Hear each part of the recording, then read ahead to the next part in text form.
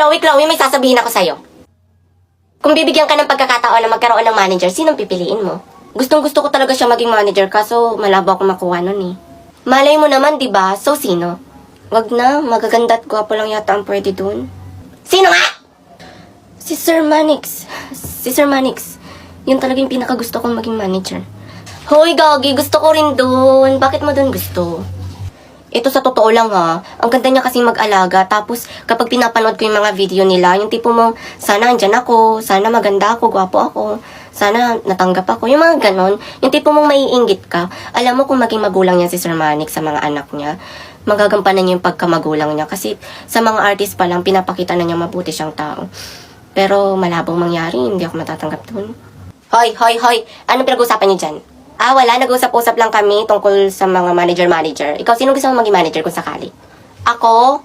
Manix ako. Kasi gusto ko makaligo sa pool nila. Saka ang pangit mo? Saka wala kang talento? Ganun ha. Papatunayan ko yan sa'yo. Magpapiano ako.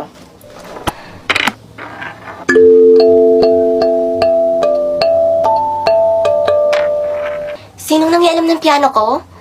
Mama ko po, nagandahan po ba kayo sa tugtog ko? Ikaw? Ba't mo pinakalaman? Pasneya ka? Gusto mong ibagsak kita? Hindi ko pa yan tapos bayaran sa 5-6. Hulug-hulugan ko nga yan kung paano masira.